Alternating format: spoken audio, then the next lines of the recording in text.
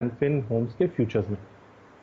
Thanks रखिए financials को radar पे। कैनफिन होम्स, इसमें खरीदारी करने का मन सचिन का। अच्छा, आप सब एक्सपर्ट्स हैं, अभी तो ट्रेड ले रहा हूं, बाकी शो के दौरान अगर कोई भी ट्रेड स्पॉट हो रहे हो प्लीज हाईलाइट करते रहिएगा, ज्यादा से ज्यादा कॉल्स आए उतना अच्छा, जहां पे आप लोगों का कन्विक्शन है, रादर मैं आप लोगों से पूछूं जो स्टॉक हरकत में आ रहे हैं।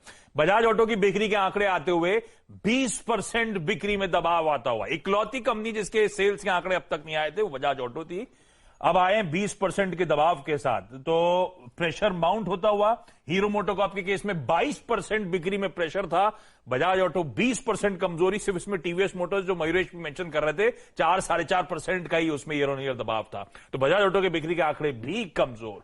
तो ऑटोज में जो रिटेल डिमांड को लेके इश्यूज हैं इस हाई इन्फ्लेशनरी एनवायरनमेंट में, वो शायद लिंगर करते हुए, और दूसरा खास तौर पे बाइक्स वाइक्स के जो एंट्री लेवल है उसमें इश्यूज ये भी हैं कि आपकी ओनरशिप कॉस्ट लगातार बढ़ रही है, चाहे वो थर्ड पार्टी इंश्योरेंस हो, चाहे वो पेट्रोल डीजल की कीमतें हर दिन पंप पे जो बढ़ रही हैं, ये सब इंपैक्ट करती हैं दरअसल सेल्स के ट्रैक्शन को, दिक्कत है और इसलिए प्रेशर में कामकाज।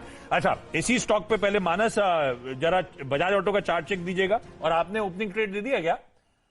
जी बिल्कुल, मैंने ओपनिंग ट्रेड दिया था आईडीएफसी में।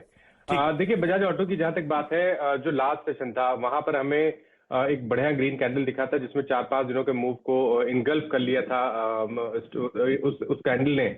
मेरा समझना है कि अंडरटोन अभी भी बुलिश बना हुआ है। ये बात सही है कि हाई लेवल पे प्रॉफिट बुकिंग देखने को मिल रही है, लेकिन जब तक 20 डे मूविंग एवरेज के ऊपर स्टॉक ट्रेड करता रहे, 3600 रुपए के ऊपर ट्रेड करता रहे, अपनी पोजीशन में बने रहिए। तो अगर आप एक पोजिशनल ट्रेडर है तो 3600 के स्टॉप लॉस से बने रहिए स्टॉक में। मेरा समझना है कि अगर कंसोलिडेशन के बाद ब्रेकआउट 3750 के ऊपर देखने को मिलेगा तो शायद आपको 4050 तक के स्तर भी देखने को मिल सकते हैं। जी, इस बीच निफ्टी और निफ्टी बैंक लेके आइएगा। देखिए, अब निफ्टी को ड्राइव करता हुआ रिलायंस और आशीष, बैंक निफ्टी ने अपना अब वो शुरुआती हाई क्रॉस कर दिया है 17,900 को। वो कॉल हो गई है 350 रुपए की, 100 रुपए की जो कॉल थी जिसमें हमने 60% प्रॉफिट बुक किया था। अब इसको राइट कीजिए, अब इसको राइट कीजिए, क्योंकि मंथली और वीकली कॉन्ट्रैक्ट के जो कॉल राइटर्स 18,000 पे प्लेस थे अब वो बैकफुट पे हैं, और बैंक निफ्टी ने 38,030 के ऊपर एक और इंट्राडे ब्रेकआउट दे दिया है। यानी 38,030 के ऊपर आप ऊपर ट्रेड कर रहे हैं तो बहुत स्ट्रांग पॉसिबिलिटी है कि आपको स्क्रीन पर 38,500 दिख जाए तो कोई बहुत बड़ी बात नहीं होगी। मीनवाइल जरा प्लीज एक बार आप कोटक महिंद्रा बैंक लेके आइएगा। कोटक महिंद्रा बैंक 1795 पर आके ट्रेड करता हुआ। और अच्छा, जरा एसबीआई का पूरा खेमा लेके आइए। Look at SBI life day high पर, एसबीआई एट डे हाई पर। लेकिन हम शुक्रवार को एक ट्रेड पर बात कर रहे थे, मानस आपको याद होगा, एसबीआई कार्ड्स मौजूदा रीओपनिंग जो थीम है वो बहुत अच्छी तरीके से काम कर, राजेश अग्रवाल जी ने भी अपना आउटलुक दिया था। 84 crossing 100 day exponential moving average in the higher side, 885 पर। आपका टेक इस पर?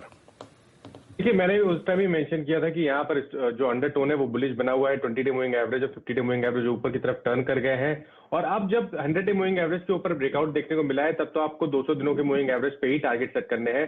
तो 925 रुपए के टारगेट के लिए एसबीआई कार्ड में करंट लेवल्स पे खरीदारी करिए। 862 के नीचे आपको स्टॉप लॉस सकता है। हाँ, ये है बढ़िया मूव। अच्छा, निफ्टी का कंट्रीब्यूशन प्लेट एक बार लेकर